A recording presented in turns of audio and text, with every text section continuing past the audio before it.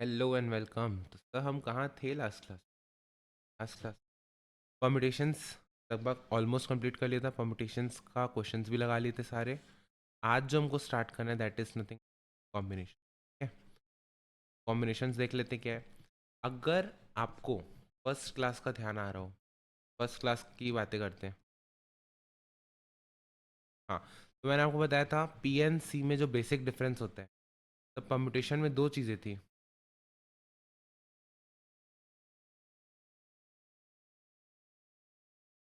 P N C में दो चीज़ें थी। पी में क्या था सर? Selection plus arrangement. और कॉम्बिनेशन में क्या है? Only selection. सर एग्जांपल दो। मैं आपको बोलता हूँ आपके पास 5 डिजिट्स है, 1 3 4 5। इसमें से अपने को तीन डिजिट्स को सेलेक्ट करना है। क्या करना है? ओनली सेलेक्ट, अरेंज नहीं बोला है मैंने। तो इसमें से तीन कौन से हो सकते हैं? या तो सर मैं 1 2 और 3 ले लूँ, ठीक है, या तो मैं 1 2 4 ले लूँ, या 1 2 5 ले लूँ, ठीक है। सर क्या मैं 2 1 3 ले सकता हूँ? तो आप बोलोगे कि अरे सर 2 1 3 और 1 2 3 तो एक ही हो गया ना, आपको तो केवल सेलेक्ट करना है।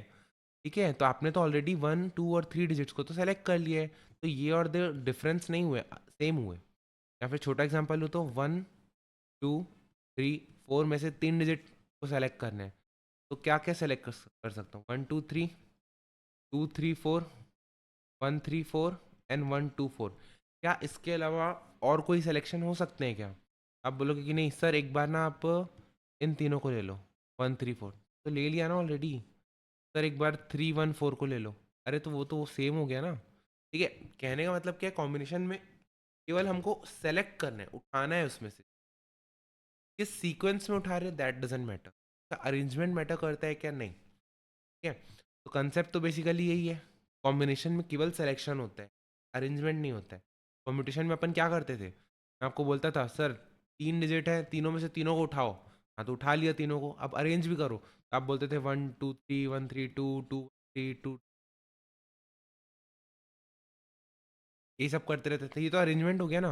बट कॉम्बिनेशन की लैंग्वेज में ये तीनों तो एक ही चीज़ हो गया ना। अरेंजमेंट भी तो आप इन तीनों का ही कर रहे हो ना। उठाया भी तो इन तीनों को ही था ना यहाँ पे। ये एक कहलाएगा कॉम्बिनेशन। तो कॉम्बिनेशन में केवल सिलेक्शन होता है, परम्यूटेशन में सिलेक्शन के बाद उसको अरेंज भी करते हैं। ओके, आगे बढ़े। सर आगे बढ़ते हैं। अब देखो, कॉम्बिनेशन को अपन डिनोट करते हैं किससे? सर परम्यूटेशन को किससे डिनोट करते थे? पी से, एन पी आर। जहाँ पे एन पी आर का फॉर्मूला क्या होता था? Factorial n upon factorial n minus r का। ठीक है, अब वैसे ही कॉम्बिनेशन को किससे डिनोट करते हैं? सी से। कॉम्बिनेशन को किससे डिनोट करते हैं? अब इसका फॉर्म अपन लिखते कैसे? एन सी आर, ये डिनोटेशन है। ठीक है, अब मेरे को एक बात बताओ। मैं आपको बोलता हूँ सर 9 नंबर्स हैं, 1 2 3 4 5 6 7। इसमें से कोई तीन सेलेक्ट करने हैं, कोई तीन सेलेक्ट करने हैं। तो दिमाग में घंटी सबसे पहले क्या बजनी चाहिए? केवल सेलेक्ट करने। सर कॉम्बिनेशन आएगा कि परम्यूटेशन? आप बोलोगे कॉम्बिनेशन। ठीक है, कॉम्बिनेशन सी लिख देंगे। अब एन क्या था सर? Total objects. यहाँ पे भी वही, वहाँ पे भी वही था। टोटल ऑब्जेक्ट्स 9 थे। पिक कितने को करने हैं सर? 3। तो एन सी। वहाँ पे क्या था? N p 3। तीन को उठा के तीनों को अरेंज करना है। तो यहाँ पे क्या है? Selection only. 9 में से केवल 3 को उठाना है। ठीक है, तो 9 C 3। बट सर इसको फॉर्मूले को लिखेंगे कैसे? सर यहाँ पे तो आपने बता दिया कि भाई एन पी आर का फॉर्मूला होता है एन फैक्टोरियल आर फैक्टोरियल। अब मेरे को एक बात बताओ, अगर मैं ऐसा लिख दूँ एन फैक्टोरियल कौन एन माइनस आर का एन फैक्टोरियल, तो ये किसका फॉर्मूला हो गया? आप बोलोगे कि सर ये तो परम्यूटेशन, परम्यूटेशन सिलेक्शन भी होता था और अरेंजमेंट भी होता था। अब अगर मैं आपको बात बोलूँ, एन पी आर का ये है फॉर्म। यहाँ पे अपन अरेंज कितने ऑब्जेक्ट को करते थे? आर ऑब्जेक्ट को। आर ऑब्जेक्ट को अपन अरेंज करते थे। ठीक है, और मैं आपको अगर पूछूं आर ऑब्जेक्ट को अरेंज करने के कितने तरीके हैं, आप बोलोगे सीधा सीधा आर फैक्टोरियल। ये 3 ऑब्जेक्ट्स को अरेंज करने के तरीके कितने हैं? 3 फैक्टोरियल, क्योंकि अपन प्लेस बनाते थे, यहाँ देखते थे 3 आ सकता है, 2 आ सकता है, 1 आ सकता है, करते नहीं थे अपन लास्ट क्लास तक, याद नहीं? ठीक है।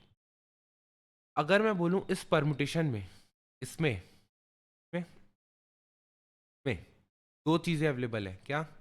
Selection plus arrangement. तो अगर मेरे को अरेंजमेंट इसमें से हटा दूँ, माइनस कर दूँ, क्या मेरा सिलेक्शन हो जाएगा?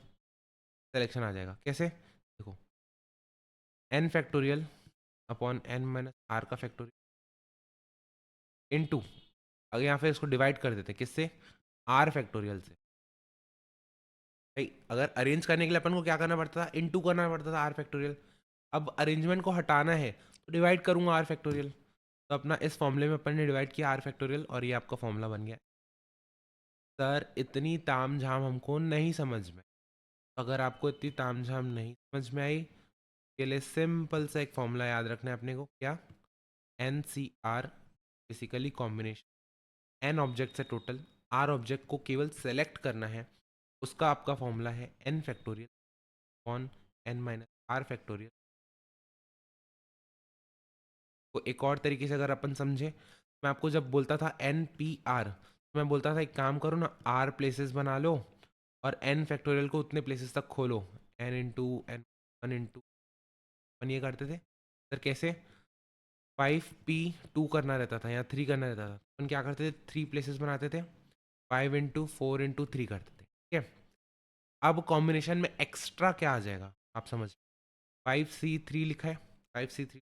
कॉम्बिनेशन में एक्स्ट्रा क्या आ जाएगा कि सर जैसे परम्यूटेशन में करते थे ना, 5 इंटू 4 इंटू 3, वो तो करो ही करो, डिवाइड कर दो कितने से? R factorial. क्या आपको, क्या? चलो मेरे साथ और प्रैक्टिस करो। 10c3, 10c3 का मतलब क्या हुआ सर? 10 फैक्टोरियल को 3 बार खोलो, 3 प्लेसेस तक, और डिवाइड कर दो 3। सर ये 3 फैक्टोरियल डिवाइड वहाँ नहीं होता था, कहाँ? परम्यूटेशन में, लेकिन कॉम्बिनेशन में। तो इस फॉर्मूले को खोलने का तरीका आ गया क्या? ये है बेसिक फॉर्मूला, ठीक है? और ये इसको प्रैक्टिकली सॉल्व। अगर आप इस चीज़ में कंफर्टेबल हो तो अपन आगे बढ़ते, नहीं हो तो एक बार वापस से इस चीज़ों को देखो, ठीक है?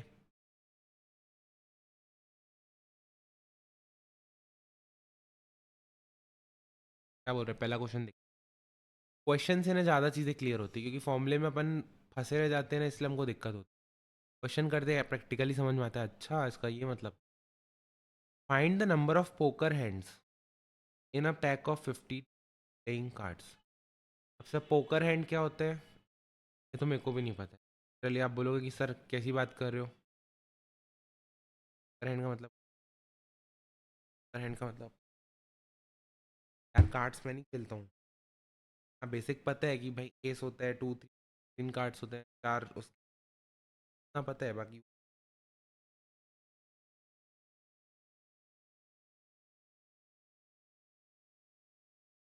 इन a poker a hand refers to a specific set of 5 cards, specific set of 5 card. Poker hand मतलब कि कोई स्पेसिफिकली 5 कार्ड्स आपके हाथ में है, तो उसके कितने तरीके हैं? तो टोटल कार्ड्स कितने हैं आपके पास? 52 कार्ड्स हैं। अब इसमें से कितनों को सेलेक्ट करना है? अरेंज नहीं करना है, कितनों को सेलेक्ट करना है? 5। Find the number of different poker hands. देखो, जब आप कार्ड्स पकड़ते हो, मान लो आपके पास 1 2 3 4 5 है, तो ये एक तरीके का कार्ड हो गया। अब आपके पास 2 3 4 5 1, सर ये कोई अलग कार्ड हो गया क्या? कार्ड तो सेम ही है ना, आप हाथ में अलग तरीके से पकड़े हो तो आपकी गलती, कार्ड तो एक ही है ना। जनरली आपने देखा होगा जब भी अपन कार्ड्स खेलते हैं ना, तो अरेंज करके रखते हैं उसको, यार स्मॉलेस्ट से हाईएस्ट या हाईएस्ट से, तो कार्ड के टर्मिनोलॉजी में ये और ये सेम हो जाएगा, ठीक है? तो हमको अरेंज नहीं करना है, हमको केवल सेलेक्ट करना है। ये चीज़ आपको क्यों बता रहा हूँ? क्योंकि आप ये क्वेश्चन पढ़ के कन्फ्यूज, सर पी लगाए कि सी लगाए? सी लगाना है, केवल सेलेक्ट करना है, अरेंजमेंट की बात आएगी ही नहीं, ठीक है? हाँ जी सर, पोकर हैंड का मतलब क्या था, इसको याद रखना। पोकर हैंड मतलब 5 कार्ड्स, पोकर हैंड मतलब 5 कार्ड।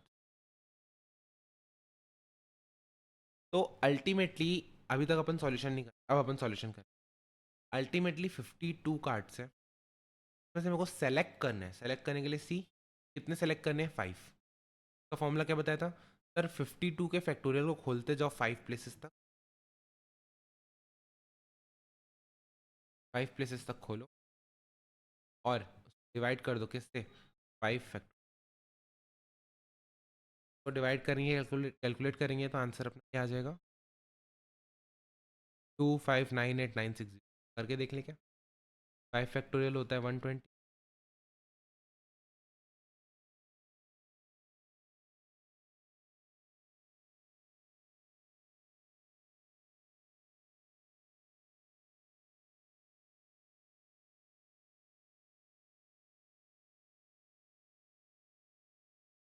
2598996,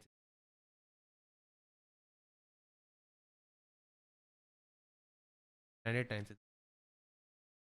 चलो अगला क्वेश्चन देखते हैं अब अपन। हाँ रिकॉर्डिंग तो, हार्ट अटैक आने वाला, एग्जाम्पल टू, ये एग्जाम्पल्स नए नए हैं आपके लिए, इसीलिए मैं आपको सॉल्व करा रहा हूँ। एग्जाम्पल देख के ऐसे मत रोने धोना करने लग जाना कि सर समझ सही नहीं था ना, तो इसलिए तो पढ़ रहे हो तुम। अब ये देखो कि जो मैं बता रहा हूँ उसके बाद आपको चीज़ें मतलब सुनने के बाद भी नहीं समझ में आ रही है तो फिर वापस से सुनना। Let S be the collection of 8 points, S क्या है, collection of 8 points, one, collection of p 8 सारे पॉइंट्स हैं, with no 3 points on a straight line, कोई भी 3 पॉइंट्स स्ट्रेट लाइन में नहीं, जबकि एक इधर होगा तो एक इधर होगा, इधर होगा तो एक इधर होगा, इधर होगा, एक होगा। यानी कि कोई भी 3 पॉइंट को लेके मैं एक स्ट्रेट लाइन नहीं बना सकता हूँ, ठीक है। मान लो ये,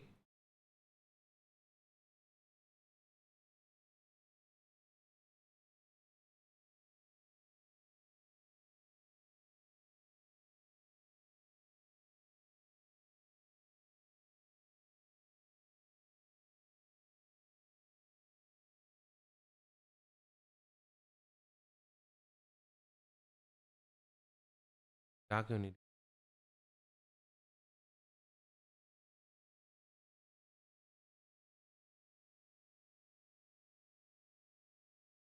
तो कुल मिला के अपना क्वेश्चन ये है कि 8 पॉइंट है, कोई भी 3 पॉइंट एक लाइन में नहीं है, तो समझ में आ गया। Find the number of triangles that points of S analysis.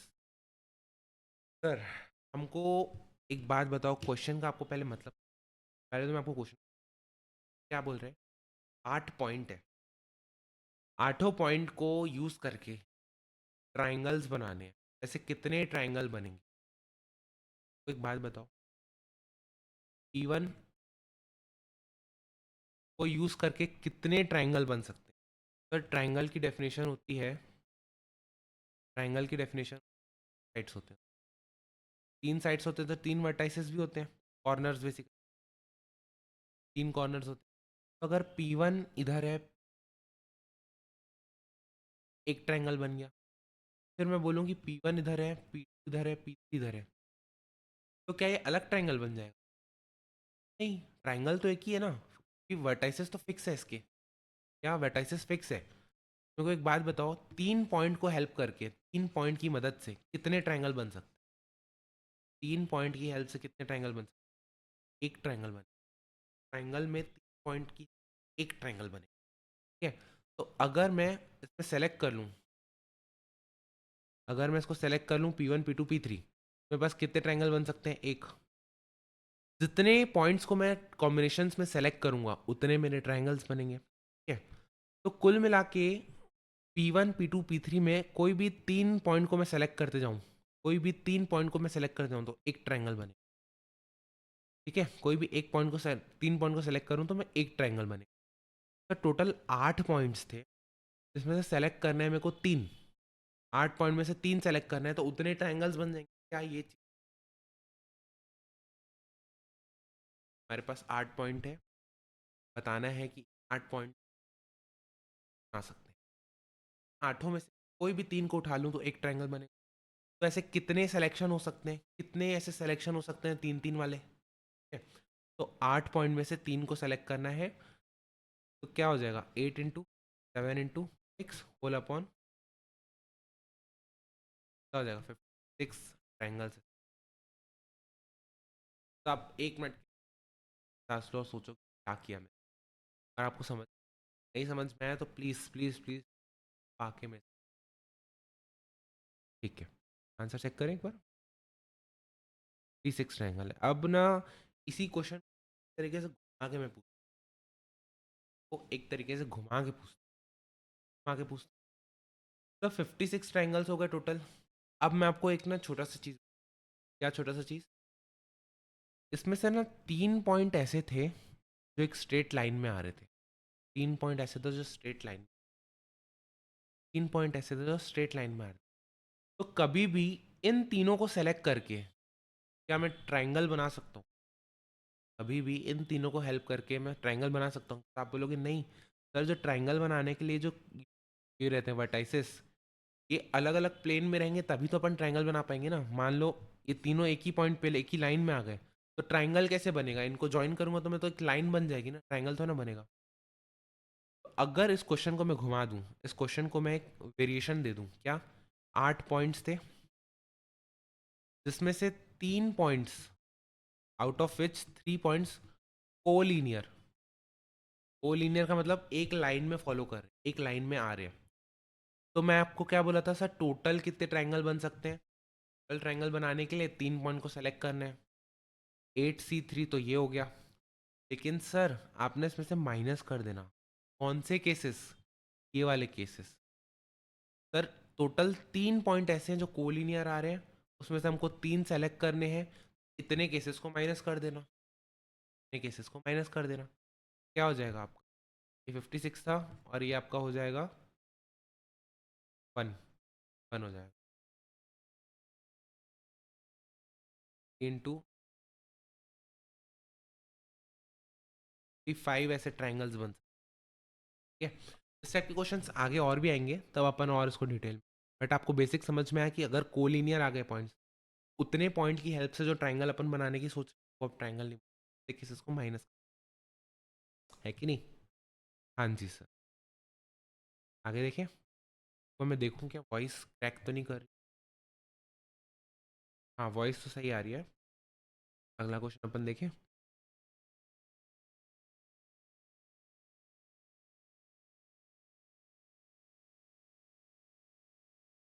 Committee, a committee is to be formed of 3 person. कितने लोगों की कमिटी बनाना है? 3 लोगों की। कितने में से? Out of 12 people. सर हमको 12 में से 3 लोगों को सेलेक्ट करना है, तो ऐसे कितने सिलेक्शंस पॉसिबल है? 12 में से 3 लोगों को सेलेक्ट करना है कमिटी बनाने में। मान लो P1 P2 P आ गए, सेलेक्ट हो गए, तो ये तीनों तो कमिटी के पार्ट बन गए। अब अगर मैं P2 P3 P1 को सेलेक्ट करूं, तो भी तो वही चीज़ हो गई ना भाई, कमिटी में तो एक ही मेंबर हो गए ना। आगे पीछे खड़े हैं मेंबर्स, उससे कोई फर्क थोड़ी ना पड़ रहा है, नहीं, वो तो केवल सेलेक्ट करना है। कमिटी बनाने के लिए सिलेक्शन चाहिए रहते हैं, सिलेक्शन के लिए कॉम्बिनेशन। तो टोटल 12 लोग हैं, 12 में से 3 को सेलेक्ट करना है, 12 में से 3, ठीक है? 12 इंटू 11 इंटू 10 डिवाइडेड बाय 3 हो गया 6 2।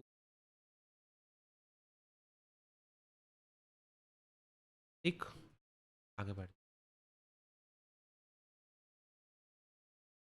ये अच्छा क्वेश्चन है, को पॉज करके एक बार खुद से दिमाग लगा के ट्राई करना, नहीं बने तो बैठा ही हूँ।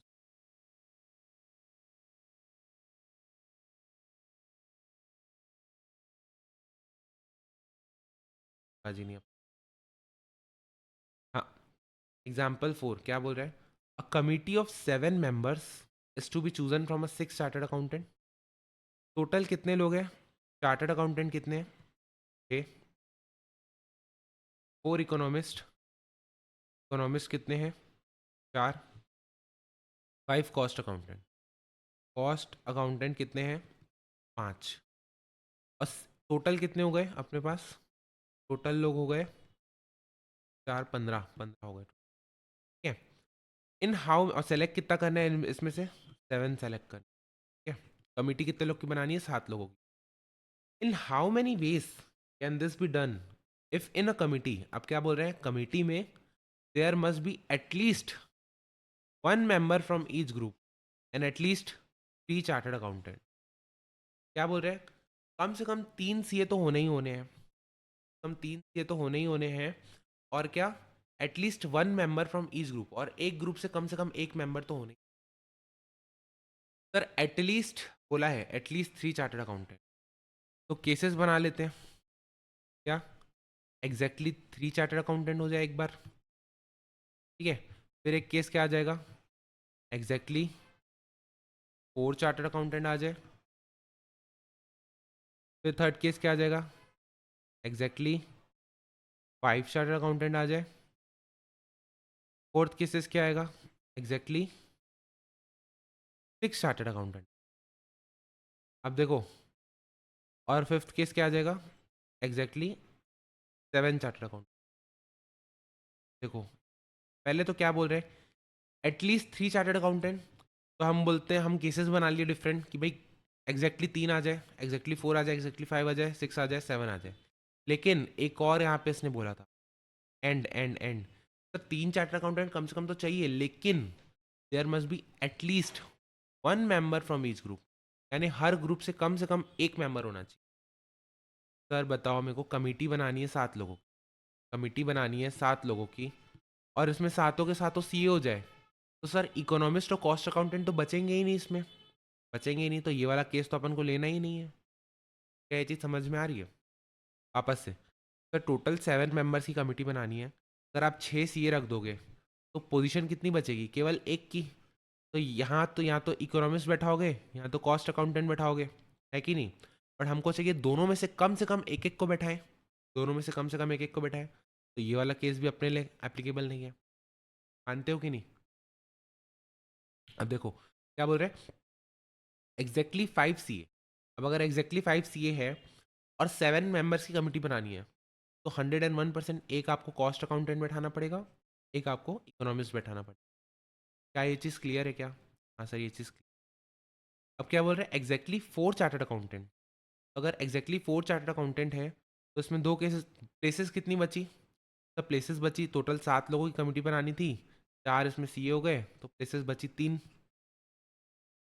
प्लेसेस बची। अब 3 प्लेसेस में या तो मैं क्या करूँगा, 2 कॉस्ट अकाउंटेंट को बैठाऊंगा, एक इकोनॉमिस्ट को बैठाऊंगा, या तो एक कॉस्ट अकाउंटेंट को बैठाऊंगा, 2 इकोनॉमिस्ट को बैठाऊंगा। क्या ये चीज़ समझ में आ रही है क्या। हाँ सर। अब एग्जैक्टली 3 CA को अगर बैठाना है मेरे को, एग्जैक्टली 3 CA को बैठाना है, तो बचेगी कितनी प्लेसेस। सर इसमें 3 CA हो गए, तो बचेगी 4 प्लेसेस। अब 4 प्लेसेस को मैं कितने तरीके से फिल कर सकता हूँ। सर 2 कॉस्ट अकाउंटेंट, 2 इकोनॉमिस्ट, एक cost accountant, 3 economist, 3 cost accountant, एक इकोनॉमिस्ट। सर 0 कॉस्ट अकाउंटेंट तो होगा ही नहीं, क्योंकि हर में से कम एक को तो बैठाना ही बैठाना है, ठीक है। तो हमारे पास केसेस कितने बन गए, 1 2 3 4 5, ये वाला 6। देखो, इसको ना एक चार्ट फॉर्म में अपन बनाते, पॉसिबिलिटी, केसेस, ये कॉस्ट अकाउंटेंट और आपका इकोनॉमिस्ट। पहला केस क्या था, ये अपने पास 4 हो जाए और ये 2 2 हो जाए, नहीं सॉरी, ये अपने पास 3 हो जाए, ये अपने पास 3 है और ये 2 2 हो जाए। फिर सेकंड केस क्या था, ये अपने पास 3 हो जाए, ये 1 और ये 3, ये अपने पास 3 हो जाए, ये 3 और ये 1, ये अपने पास 4 हो जाए, ये 1 ये 2, ये 4 हो जाए, ये 2 और ये 1, 5 हो जाए और एक और।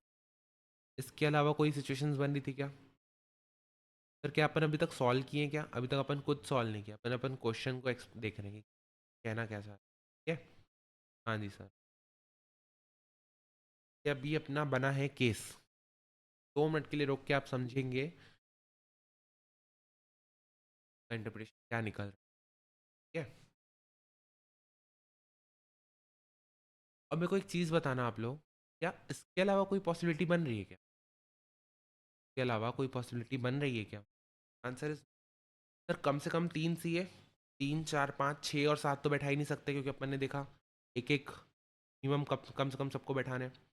और फिर 3 के अंदर अपन ने केसेस बना लिए कि यार कॉस्ट अकाउंटेंट इकोनॉमिक्स को कितने कितने बैठा सकते। तो टोटल कमिटी 7 की बन जाएगी ना इसमें। हाँ सर बन। अब सर इसको सॉल्व करना है। सॉल्व कैसे करना है? One number of ways. पहला केस की बात करते हैं क्या? फर्स्ट केस की बात देखते हैं कि फर्स्ट केस में क्या।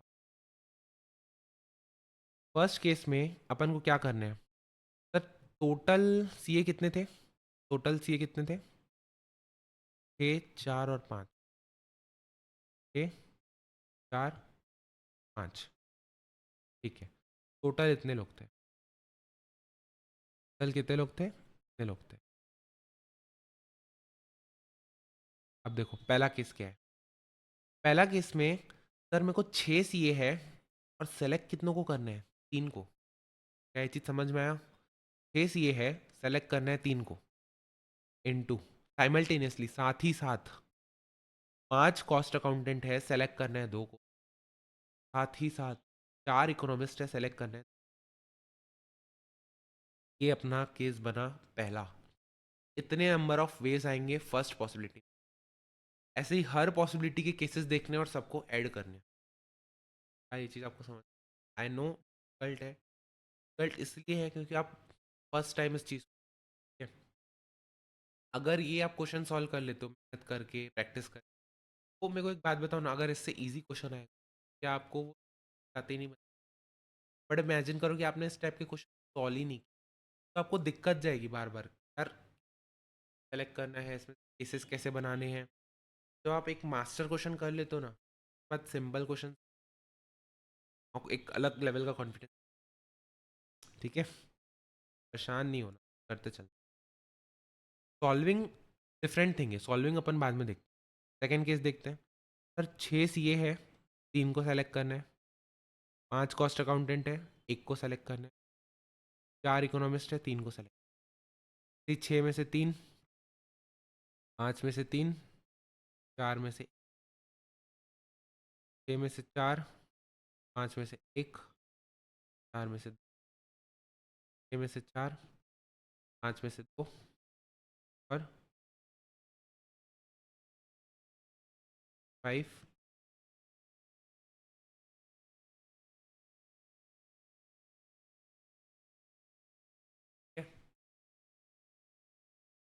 क्या ये चीज़ आपको समझ में आई क्या? हाँ सर समझ। तो अब इसको एक बार सॉल्व कर लेते हैं फटाक से। सर 6C3 का क्या होता है? एक 6C3 सॉल्व कर लेते हैं साइड। 6 × 5 क्या हो जाएगा? 20 × 5C2। 5C2 को भी सॉल्व कर लेते हैं। 5 × 10। 10 × 4C2। 4C2 को भी सॉल्व कर लेते हैं। इंटू ये क्या हो जाएगा? 6। सिमिलरली 6C3 निकाल लिए थे अपन 20। 5C1 निकालोगे तो 5 आएगा। 4C3 निकालोगे तो 4 आएगा। अब सॉल्व कैसे करना है मैंने आपको बता दिया। देखो 4C2 की वैल्यू कैसे निकालनी है 6C3, तो इसको आराम आराम से आप सॉल्व कर सकते हो। 20 × 10 × 4।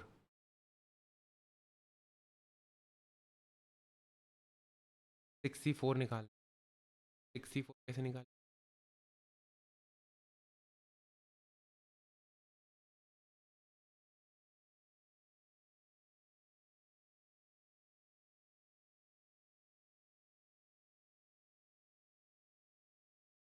तीन आ जाएगा। 5 ×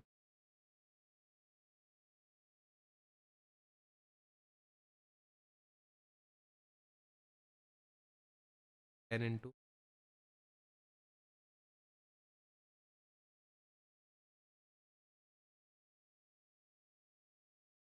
ठीक है।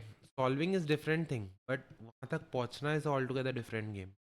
अब आप ये चीज़ को रोक रोक के सॉल्व करेंगे, देखेंगे क्या आ रहा है, और डबल मेहनत मत करना। जब आपने एक बार 6C3 निकाल लिया, तो यहाँ पे तो आप वापस से वही लिख दोगे ना, 2020। एक बार आपने 5C1 निकाल दिया, यहाँ पे तो आप सीधा सीधा लिख दोगे ना 5 5। पैटर्न देखना, 20 × 10 × 600।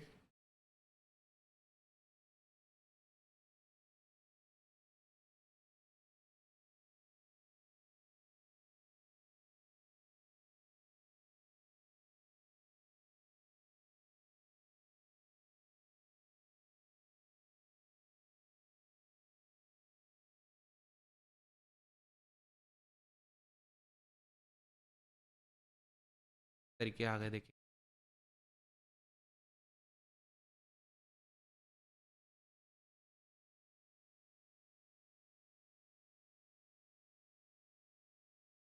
3 5 7।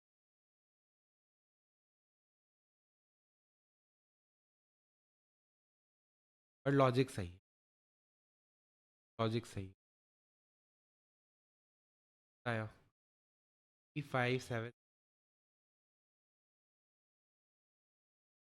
आप इसको वापस से, कहाँ दिक्कत, वैसे ही किया, ठीक है। 7 लोगों की कमिटी बनानी है। इसने देखा है कि भाई कब सारे सिचुएशन सेटिस्फाई करते हुए क्या क्या केसेस बन सकते हैं, और हर केसेस का डिफरेंट तरीके से आंसर निकाले और सबको ऐड कर। हाँ जी सर, अच्छा क्वेश्चन था, बड़ा क्वेश्चन था। आगे देख।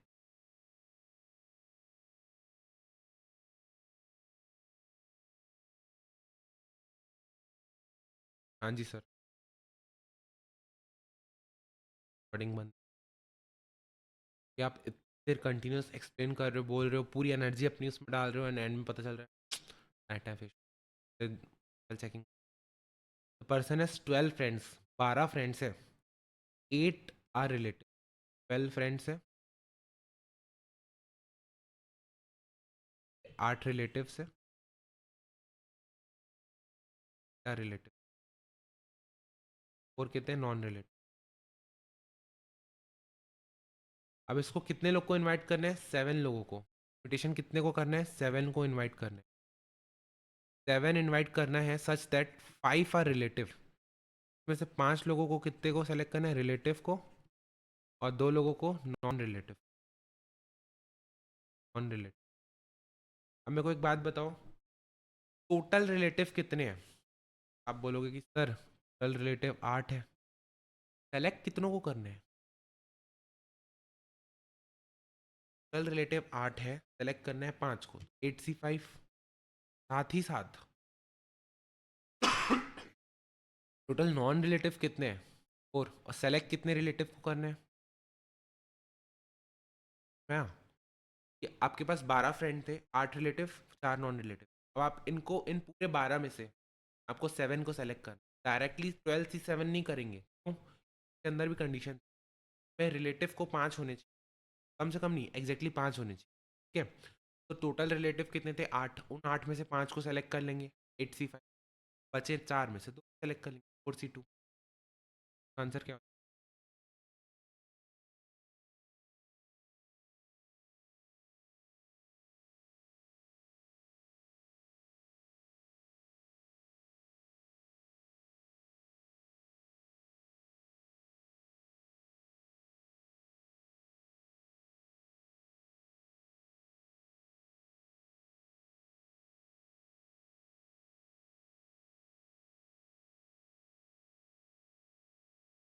336। 336, ठीक है। देखो, इन लोग फॉर्मूले से सॉल्व करते हैं 8C5 को, लेकिन हमको लॉजिक पता है ना यार। हम क्या लॉजिक पता है कि भाई 8C5 है, इसका मतलब क्या, कि सर 5 प्लेसेस तक 8 फैक्टोरियल को खोलो, 8 × 7 × 6 × 5 × 4, डिवाइड कर दो 5 से। Shortcut, simple. हर बार इतना फॉर्मूले में करते रहोगे तो करते ही रह जाओगे, तभी नहीं है। हाँ जी सर, एग्जाम्पल 6 देखे।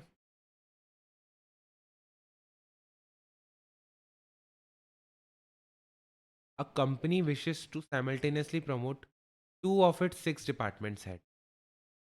Two of its six department heads to and manager. Yeah. In how many ways these can happen? Simultaneously का मतलब क्या? एक साथ दो को उठाना है. छह डिपार्टमेंट हेड्स है, छह डिपार्टमेंट हेड है, इनमें से किसी दो को उठा के अपने को क्या बनाना है? Assistant manager. सिंपल सी क्वेश्चन. दो को उठाना है, 62 इंटू 5 अपॉन हो जाएगा. तीन तीन वेज है कि नहीं? हाँ सर है. ठीक है, कल था. अब देखो, आप इतने बड़े बड़े क्वेश्चंस करके आए ऊपर, कल लगेंगे.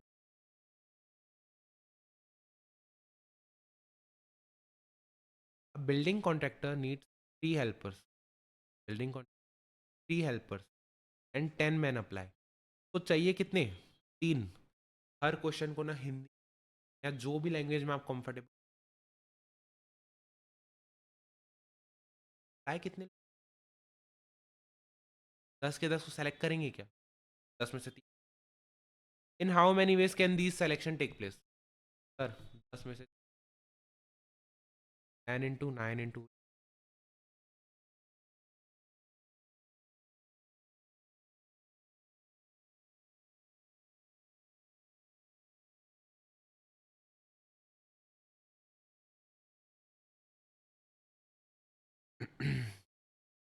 क्या सॉल्व करते हैं? इस टाइप के क्वेश्चन है तो आप सीधा ऑप्शन भी पुट कर सकते हो, बट मैं आपको सॉल्व भी करके बताऊँ. ठीक है, ताकि अगर आपको देखो, NC2 का मतलब क्या हुआ? सर n के फैक्टोरियल को दो प्लेसेस तक डिवाइड करना. N+2C3 का मतलब क्या?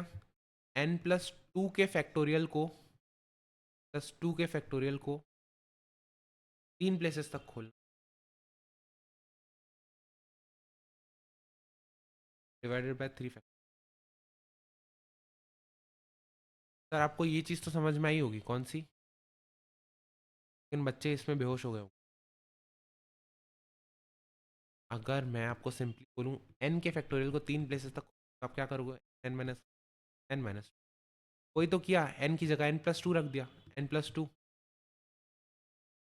जगह n+2. अलग नहीं किया मैंने. ठीक है, थोड़ा सिंप्लीफाई करेंगे तो n into n माइनस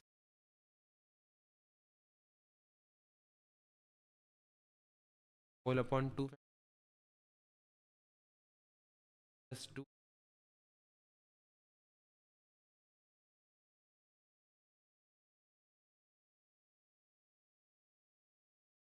वो n से n तो कैंसिल आउट हो जाएगा, क्रॉस मल्टीप्लाई हो जाएगा. क्रॉस मल्टीप्लाई बाद क्या आएगा?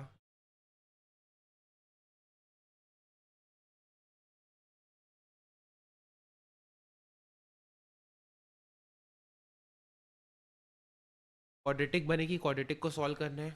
क्वाड्रेटिक वाले चैप्टर में आप सीखोगे क्वाड्रेटिक सॉल्व कैसे करना. बट आई गेस इतना आपको आना चाहिए. कि नहीं भी आ रहा तो अपन एंड में क्या कर सकते हैं? ऑप्शन पुट कर.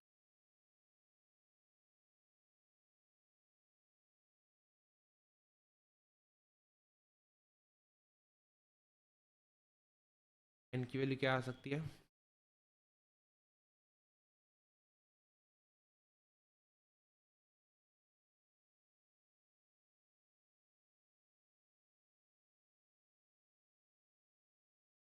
चेक कर लेता हूँ.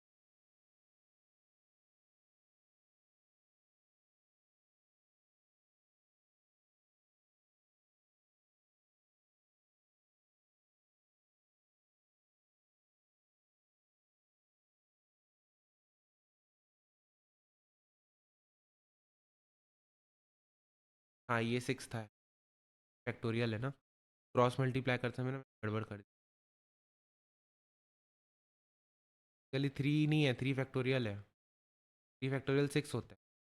6n - 6 हो गया.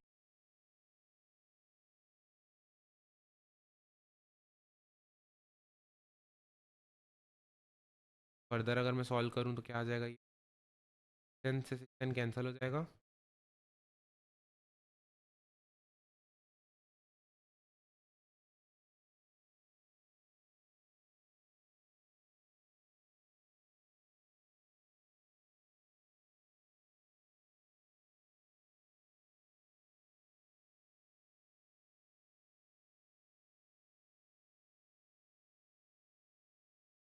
एक बार मैं वापस, अच्छा और मिस्टेक कर दी मैंने। रुको यार, इस क्वेश्चन वापस, क्या मैंने वो आधा रीड किया, मैंने ये पार्ट तो देख लिया बट आगे में 4 इंटू है, डॉट का मतलब क्या है, इंटू, डॉट का मतलब क्या है, 4 इंटू ऐसी वाली चीज़, ठीक है, 4 इंटू, वापस से।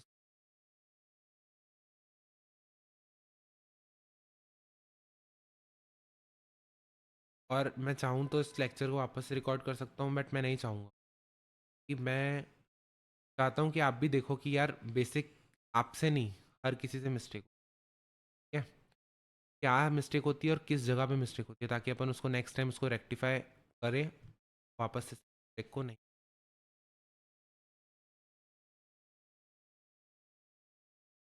क्या बोल रहा है, 4 इंटू, डॉट का मतलब 4 इंटू, NC2 मतलब N इंटू 1,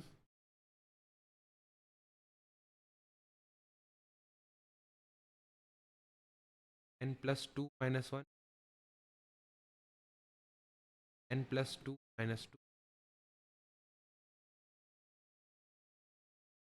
2, 2 कैंसिल, आ जाएगा तो 12, अच्छा हाँ, एन एन भी कैंसिल,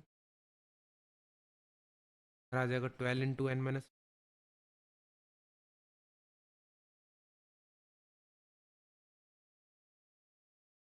जाएगा 12N-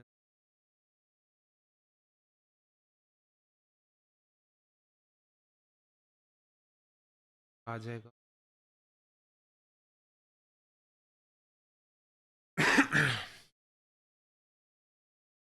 9N।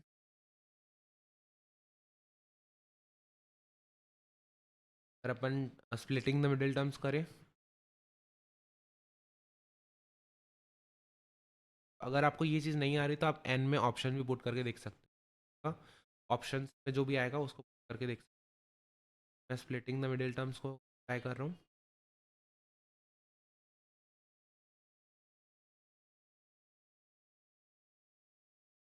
एन की वैल्यू क्या आ जाएगी, एक बार 2 आ जाएगी, एक बार स्प्लिटिंग द मिडिल टर्म्स वाली चीज़ नहीं आती है तो आप वेट करो, एक एक क्वेश्चन, ठीक है।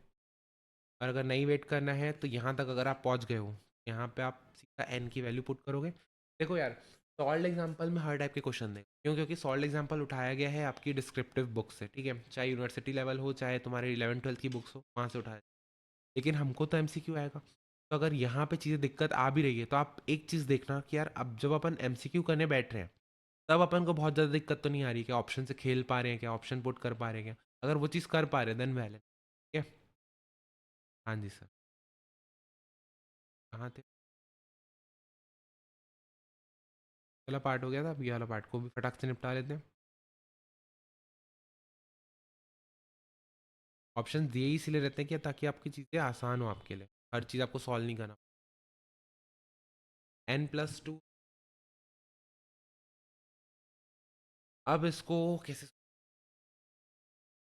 एन के लिए ना एक थ्योरम है, क्या थ्योरम है सर, NCR, इसको याद रखना आप, ठीक है, ये बहुत काम आएगा आपके, बहुत ज़्यादा काम है। NCR को अपन ऐसा भी लिख सकते हैं, क्या, NC N - R, जबकि सर 10 8 अगर निकालना है अपन को, अपन इसको ऐसा भी लिख सकते हैं, 10 कुल मिला के ये की जो दो टर्म्स है ना, ये और ये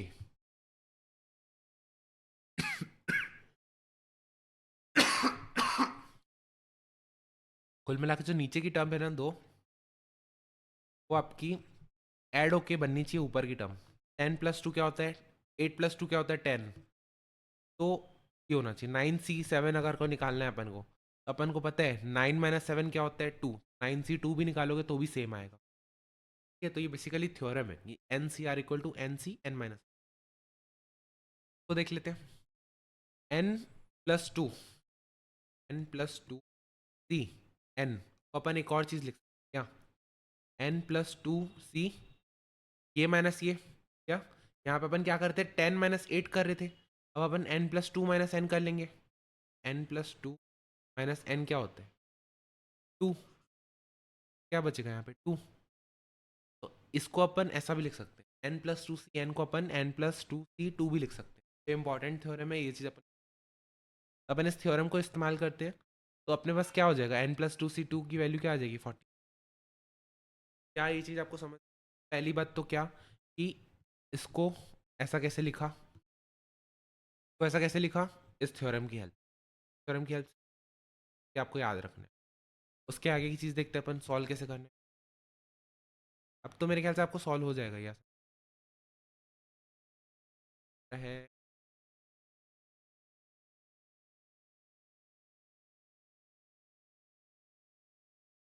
लग गया इसको, इसके लिए भी हैवी हो रहा है लगता है। N plus two C two का मतलब क्या, एन प्लस टू को फैक्टोरियल को सर दो प्लेसेस तक खोलो और डिवाइड करो 2 45, तो हो जाएगा n plus two into n plus one equals to 2 × 45 90 जाएगा आपका। ऑप्शंस को पुट करके स्ट्रेट अवे आंसर आ जाए। अगर ऑप्शन है आपके पास, देखो मैं आपको बताता हूँ, ऑप्शन है 7 8 9 10, बताओ कौन सा ऑप्शन आप पुट करोगे तो आपका आंसर आ जाएगा। 7 पुट करके देखे, 7 + 2 कितना होता है 9, 7 + 1 कितना होता है 8, 9 × 8 क्या आता है क्या 90, ये ऑप्शन हो जाएगा गलत। 8 पुट करके देखे, 8 + 2 होता है 10, 8 + 1 होता है 9, तो इससे तो आ रहा है आंसर 10 × 9 90, हाँ सर ये करेक्ट है आंसर। पर 9 पुट करके देखते हैं, 9 + 2 11, 9 + 1 10, 110, कुल मिला के अपना आंसर क्या हो गया। अपने को ना ऐसे शॉर्टकट्स निकालने हैं, पूरा पूरा सॉल्व नहीं करना है, अपन को मास्टरी नहीं करनी है, हमको बेसिकली स्मार्ट वर्क करना है, को दिखाना है कि हम सीए स्टूडेंट है, ठीक है, आलस बहुत कूट कूट के, अगर जब जहाँ आलस भरे है वहाँ पे अपन क्या निकालेंगे, ठीक है। हाँ जी सर, ये क्वेश्चन क्या आपका, आगे बढ़ते हैं अपन, एग्जाम्पल 8 हो गया, एग्जाम्पल 9 की ओर बढ़ते हैं।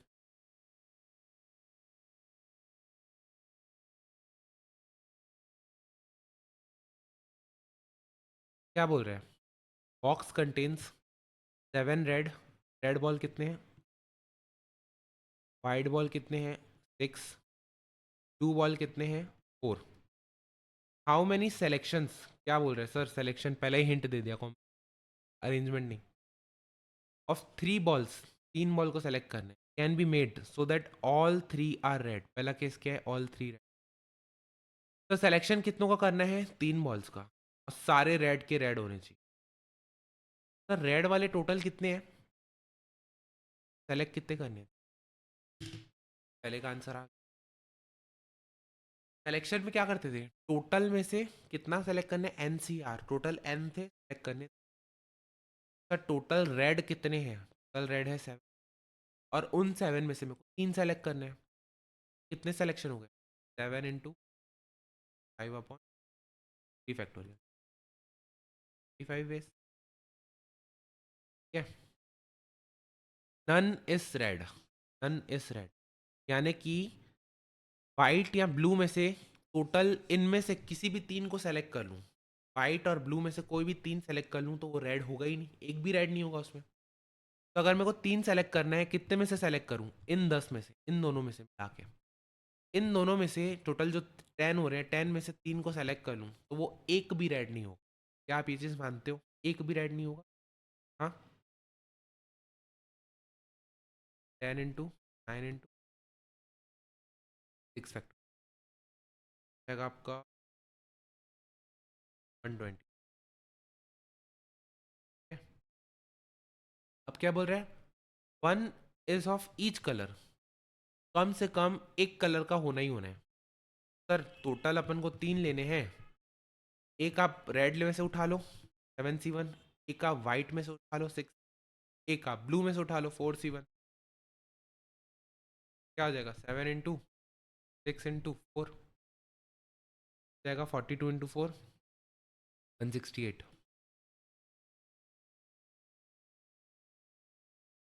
पहला था 35, सेकेंड का था 120 और थर्ड का था 1। ये चीज़ आप समझे क्या भाई, हर कलर का एक एक बॉल होना चाहिए। तो एक बॉल वाइट हो, एक बॉल रेड हो, एक बॉल आपका ब्लू हो। तो वाइट के लिए क्या था, वाइट के लिए था 6C1, रेड के लिए था 7C1, ब्लू के लिए था 4C1। और कोई भी NC1 की वैल्यू हमेशा क्या होती है, एन। NC0 की वैल्यू क्या होती है, 1। तुमको एक चीज़ मैंने बताई थी, स्टैंडर्ड रिलेशन। 1 फैक्टोरियल क्या होता है 1, 0 फैक्टोरियल क्या होता है 1, ठीक है। और NPN क्या होता है, एन होता है आपका n फैक्टोरियल, ठीक है। NC0 होता है 1, NC1 होता है n। सर ये बेसिक है, ये बेसिक मतलब आप समझो स्टैंडर्ड है, तो डिराइव भी कर सकते हो। बट ये याद रखना भाई, 6C1 अगर लिखा है, 6C1 का मतलब क्या हुआ, तो 6 फैक्टोरियल को एक ही प्लेस तक हो, एक ही प्लेस तक, तो एक डिवाइड बाय 1 फैक्टर आगे 6 आ गया, NC1 = n आ जाता है। इसलिए मैंने यहाँ पे डायरेक्टली लिखा 7C1 को 7 6 4 हो गया। आगे बढ़ते हैं। ये वाले क्वेश्चन को भी ना मैं छोड़ रहा हूँ, चलो मैं करवा देता हूँ, बट आप ये याद रखना कि ऑप्शंस रहेगा आपके पास, ऑप्शन रहेगा तो ये चीज़ें सिंपली। अगर आपको इतना दिमाग दौड़ाते नहीं बन रहा है, आप इस चीज़ को 10 ER की वैल्यू क्या है, 604800। 10R क्या है 120। अब अपने को निकालना क्या है, R की वैल्यू। अब देखो 10PR का मतलब क्या होता है, 10 फैक्टोरियल डिवाइडेड बाय 10 - R का फैक्टोरियल।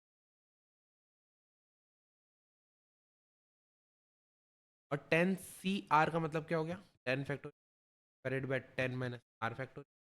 और एक और चीज़ यहाँ पे ऐड हो जाती है, R फैक्टोरियल, ठीक है। इन दोनों फॉर्मूले में केवल इसी चीज़ का डिफरेंस इक्वल टू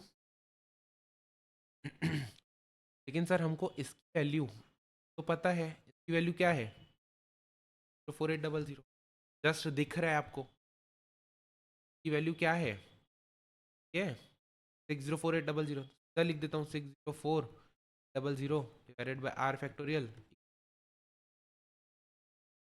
अगर अपन इसको रीअरेंज करें क्या हो जाएगा, 604800 divided by 120 equals to R factorial. 604800 divided by 5040 50 R factorial. अब ऑप्शन दिया रहेगा, या ट्रायल एंड एरर से कर सकते हैं। कैसे, 1 × 6 × 7 × 8, जहाँ तक अपना 5040 आ रहा है वो फैक्टोरियल हो जाएगा। कैसे, 1 × 5 × 2। जैसे ही मैं 7 तक पहुँचा, 1 × 2 × 3 × 7 तक, तब तक मैं आंसर मेरा आ गया 504। फैक्टोरियल किस चीज़ का रहा होगा, 7 का। आर की वैल्यू क्या आ जाएगी डायरेक्टली 7। क्या ये चीज़ हार्ड है क्या, नहीं सर, ये चीज़ स्मार्ट वर्क वाली चीज़ है। कुल मिला के फॉर्मूले को अपन को खोलना है और देखना है कि यार इसकी वैल्यू तो सीधा सीधा दे रखी है, कर देना है, शूट कर देना है। देखो एक चीज़ मैंने प्रॉपर्टी आपको पहले बताई थी, कौन सी, NCR = NC n - R, बताई ना आपको।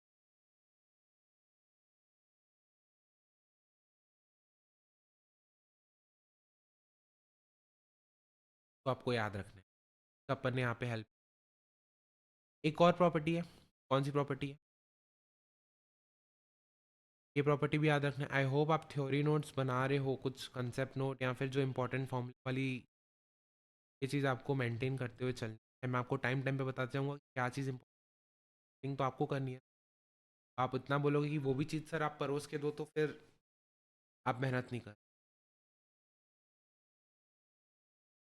क्या बोल रहे हैं, NR प्लस NR- की वैल्यू होती है जब ऊपर का कॉमन हो, क्या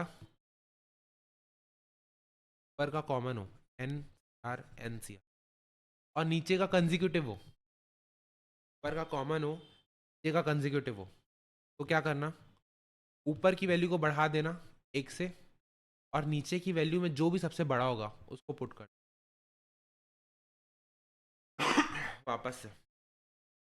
जब अपन कोई दो कॉम्बिनेशंस को ऐड कर रहे हैं, ऊपर के कॉमन हो और नीचे के कंजिक्यूटिव हो, ऊपर की वैल्यू को बढ़ा देना और नीचे में जो सबसे बड़ा उसको लिख। For example 10C9 10C8 plus 10C7, अपन लिख सकते हैं 11। आराम से देखो और समझो, या भले पॉज करके देखो। ठीक है, ऊपर का देखो 10 10 था सेम, तो मैंने दोनों को बढ़ा दिया 11। नीचे का कंजिक्यूटिव था 7 और 8, तो मैंने जो कॉमन था, जो सबसे बड़ा था, उसको लिख दिया। बस वही प्रॉपर्टी। अब देखो ये भी चीज़ बताई मैंने आपको, NC0 की वैल्यू क्या है 1, NC0 की वैल्यू क्या थी 1, NC1 की वैल्यू क्या है n। सर अगर NC0 की वैल्यू 1 है और NC n-0 क्या होता है n की वैल्यू भी क्या हो जाएगी 1।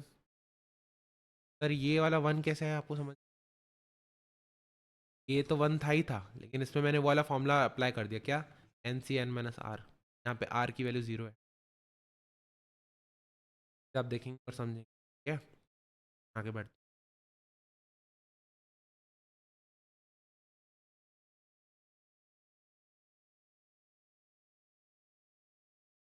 क्या बोल रहे हैं, तो ये वाला क्वेश्चन देख, प्रॉपर्टी यूज होगी। आप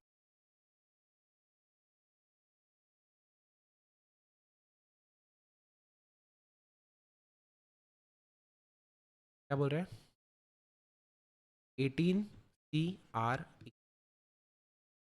r+2। अगर मैं डायरेक्टली इसको कंपेयर करूं, ऊपर ऊपर के तो सेम है, r=r+2, तो r से r cancel, 0=2। It won't make any sense, आपको सेंस नहीं करेगा कि यार ये क्या हो गया, r निकालना था, r ही गायब हो गया। तो अपन ना कौन सी प्रॉपर्टी अप्लाई करेंगे यहाँ पे, बताओ मेरे को कौन सी प्रॉपर्टी अप्लाई करेंगे। इसको मैं बोलूंगा 18C 18 - r, NCR को अपन लिख सकते हैं n-r। ठीक है, 18 - 2 r+। अब अपन मैं अगर इसके बेस को कंपेयर करूं, क्या इसके बेस को कंपेयर करूं, क्या हो जाएगा 18 - r = r+2। तो ये 18 - 2 = r+, r की वैल्यू आ जाएगी 8। r की वैल्यू क्या आ जाएगी, ये निकाल, r की वैल्यू। अपन को ये चीज़ को प्रूव करना है, रहन देते हैं इस चीज़ को। ठीक है, तो इस टाइप के क्वेश्चंस आएंगे नहीं। आप बोलोगे तो मैं आपको सॉल्व कर देता हूँ, बट आप चाहो तो इसको स्किप कर सकते हो, but still I solve it for.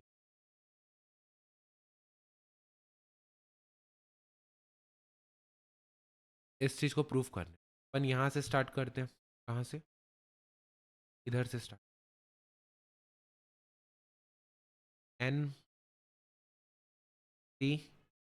r2 plus 2 × n-2 है ना, तो उसको मैं अलग अलग लिखता हूँ कैसे, r-1 प्लस n-r-, ये दोनों को अलग अलग दिया, 2 × 2 था तो दोनों को अलग अलग करके लिख लिया r। एक बार क्या, एक बार मैं इनको यूज करता हूँ, इनको, ये दोनों को। तो अपना क्या था, ऊपर का जो पावर है वो कॉमन है, तो मैं बढ़ा दूंगा एक से, और नीचे कंजिक्यूटिव है तो सबसे बड़ा जो रहेगा उसको मैं लिख दूंगा। ठीक है, फिर एक बार इसको लूंगा मैं,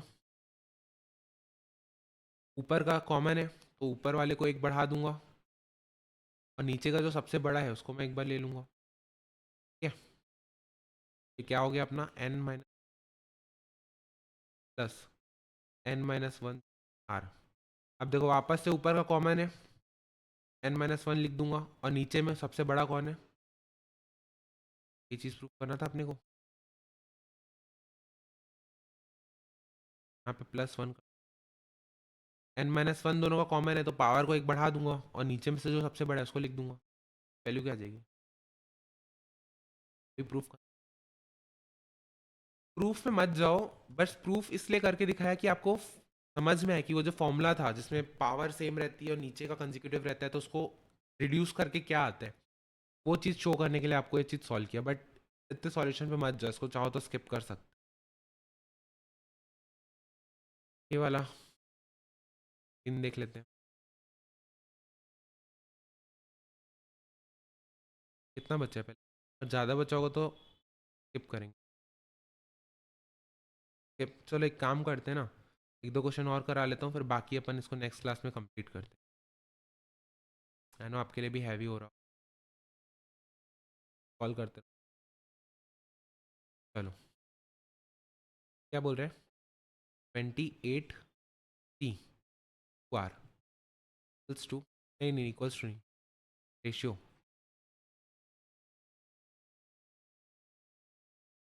हाँ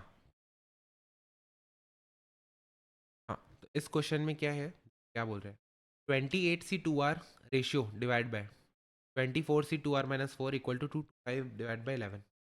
तो अगर मैं नॉर्मल तरीके से लिखूँ, 28C whole divided by 24 C 2 R - 4 equals to 25। देखो, अब ना अपने को क्या करना पड़ेगा, अपने को खोलना पड़ेगा, डायरेक्टली कुछ अपने को आएगा नहीं। सबसे सिंपल तरीका क्या है, आर की वैल्यू ऑप्शन से उठा के रख दो, सॉल्व कर लो, स्ट्रेट अवे आंसर। अगर आप मेरे को बोलोगे कि सर आपको आता है, सॉल्व करके बता कैसे करेंगे देख, तो क्योंकि मैंने लेक्चर सीरीज का पर्पज़ ये था कि हर एक क्वेश्चन आपको सॉल्व करके बता। एन सी आर का फॉर्मूला क्या था, n factorial divided by n r factorial, r factorial.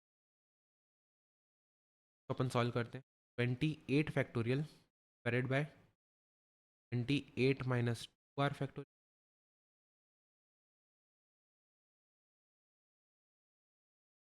2 R का factorial, whole divided by 24 factorial divided by 4 minus 2R plus 4 factorial,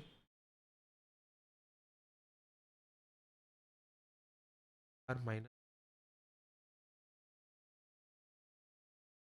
अब देखो, a by b whole upon c by d को अपन ऐसे लिख सकते हैं क्या, ये नीचे ऊपर का नीचे, ये नीचे आ जाएगा, ये ऊपर आ जाएगा, काउंटर क्लॉकवाइज चलेगा, ठीक है, counter clockwise. A by b whole upon c by D अगर लिखा रहता है तो जो सबसे नीचे वाला ऊपर चला जाएगा और जो इसके नीचे वाला नीचे आ जाएगा। ए बाय बी को खींच के नीचे ला दूंगा और इसको धकेल के ऊपर ले जाऊंगा। ये बेसिक है, ये मैं एक्सपेक्ट कर सकता हूँ आपसे कि आपको आता है, अगर नहीं आता तो इसके लिए एक शॉर्ट वीडियो बनाऊंगा मैं अलग से।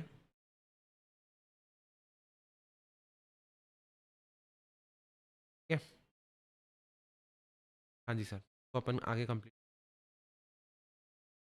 चार्जर आई गेस,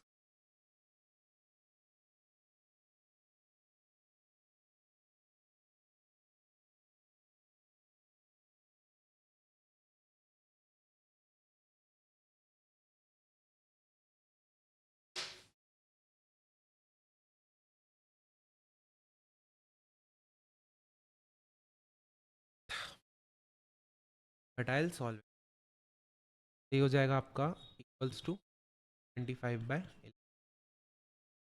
बस मेरे को ये चीज़ मेक श्योर करते हुए चलने की कहीं पे गड़बड़ नहीं, बाकी तो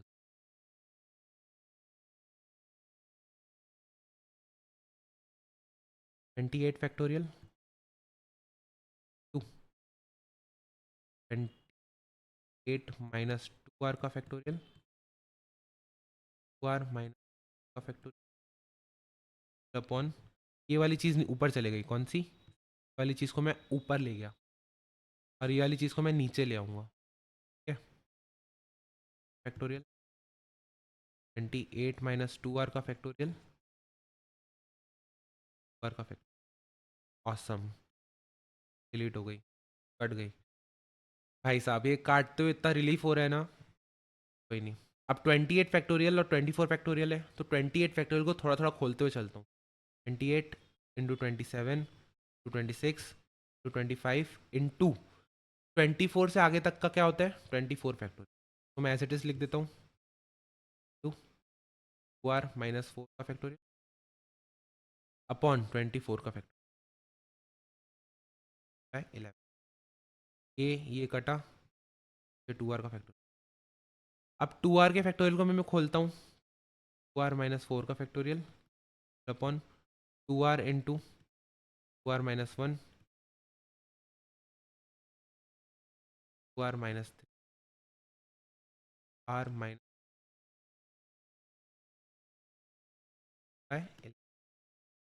ये कटा, ठीक है। तो क्या अच्छा, ऊपर में भी था 28 इंटू 7 इंटू। अब देखो क्या बोल रहे हैं, 55 से इसको काट सकते हैं अपन कितने टाइम से, 9 टाइम। 9 को इससे काट सकते हैं, हो जाएगा 28 into 3 into 6 into 7 bar into.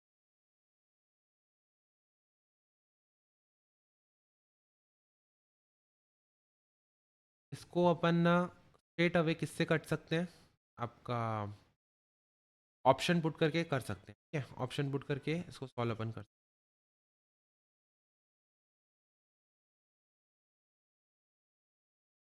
हैं। आर इन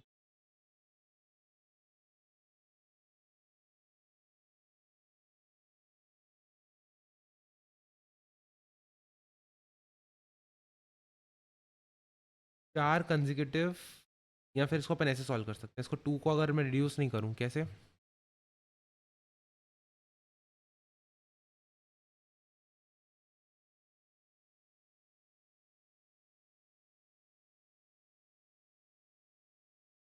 आपको यहाँ तक तो समझ में आया ना, ये वाले स्टेप तक, कौन से, ये वाले स्टेप तक समझ में आया, हाँ सर ये स्टेप तक समझ में आया। आगे एक बार मैं वापस सॉल्व,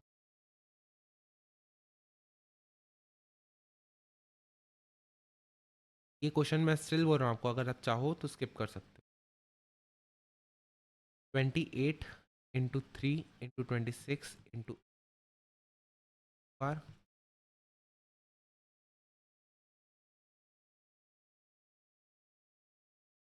अब मैं एक बार फटाक से चेक कर लेता हूँ कि क्या जो मैंने किया अभी तक सही किया क्या।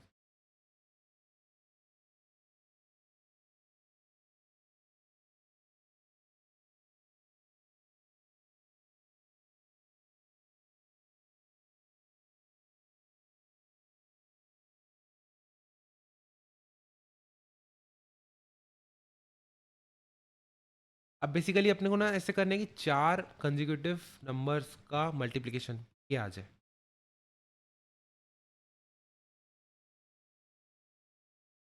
14 इसको ले लेता हूँ, 12 बन रहा है क्या, उधर से उधर से 12 इसको ना मैंने ऐसे सिंप्लीफाई कर लिया कि 14 इंटू 13 इंटू 12 इंटू 11 बन। और देखो चाहो तो आप ऑप्शन से पुट कर सकते हो, बट मैं अपना तरीका इस्तेमाल कर रहा हूँ। देखो 4 कंजिक्यूटिव नंबर्स को मैंने बना लिया, अगर मैं पैटर्न ऑब्जर्व करूँ और आर की वैल्यू को 7 रखूँ, देखो क्या हो जाएगा, ये 14 हो जाएगा, 13 हो जाएगा, 7 12 हो जाएगा और 11 हो जाएगा। आर की वैल्यू 7 सेटिस्फाई कर रही है। आई नो बहुत लंबा सॉल्यूशन था और यहाँ पे थोड़ा सा दिमाग यूज़ करना पड़ रहा था, बट एग्जाम में आपके इतने लंबा क्वेश्चंस नहीं आएंगे और ऑप्शंस रहेंगे। आपको यहाँ पे ये चीज़ जो मैंने दिमाग अभी दौड़ाया ना, यार आर की वैल्यू क्या रखूँ कि कंजिक्यूटिव टर्म्स बन जाए 7, वो चीज़ आपको नहीं करनी पड़ेगी एग्जाम में, क्योंकि इतने लंबे क्वेश्चंस नहीं आते, ठीक है। और आते हैं तो सबके लिए डिफिकल्ट, आपके लिए केवल नहीं। मैंने भी वही चीज़ की, इसको इस तरीके से रिड्यूस कर दिया, रीअरेंज कर दिया कि ये 14 इंटू 30 कंजिक्यूटिव नंबर्स बन जाए। क्या करते हैं, ये वाला ईजी है, ये वाला बहुत ईजी है। जस्ट अपन ने ऊपर जैसे सॉल्व किया था ना उसको, कॉमन बेस वाला, कॉमन पावर वाला, उस तरीके से कर। क्या बोल रहे हैं, 12c5, 2 इंटू है तो इसको अलग अलग कर लेता हूँ, 12c4 प्लस 12c4 पहले तो इन दोनों को ले लेता हूँ। कॉमन क्या है 12, तो उसको मैं 13 कर देता हूँ, और सबसे बड़ा क्या है 5, तो 5 रहने देता हूँ। फिर मैं इन दोनों को ले लेता हूँ। कॉमन क्या है 12, तो उसको मैं बढ़ा देता हूँ, 13 कर देता हूँ, और सबसे बड़ा क्या है 4। अब वापस इन दोनों में कॉमन क्या है 13, तो मैं उसको 14 कर देता हूँ, और सबसे बड़ा क्या है 5, which is equals to your 14c(x). 14, तो x की वैल्यू स्ट्रेट अवे क्या हो जाएगी सर? x की वैल्यू यहाँ तो 5 हो जाएगी, x की वैल्यू यहाँ तो 5 हो जाएगी, यहाँ तो 14c5 को मैं 14c9 भी लिख सकता हूँ, वाला थ्योरम यूज़ करके, इक्वल टू 14x वैल्यू 9 भी हो जाएगी। यहाँ तो 5 होगी, यहाँ तो 9,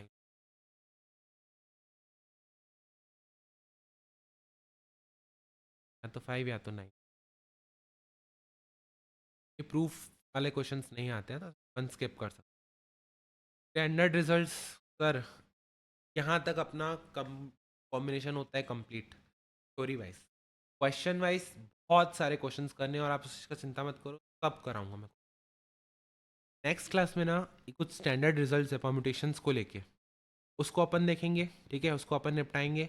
और उसके बाद तो आप समझो क्वेश्चंस की भरमार है, क्वेश्चन ही करना है, तब अपन निपटाएंगे। आई नो आपके लिए आज की चीज़ थोड़ी सी हैवी लग रही होगी, बट आप चिंता मत कीजिएगा, प्रैक्टिस कीजिए, और जैसे जैसे अपन क्वेश्चंस करते चलेंगे आपको चीज़ें बहुत आसान।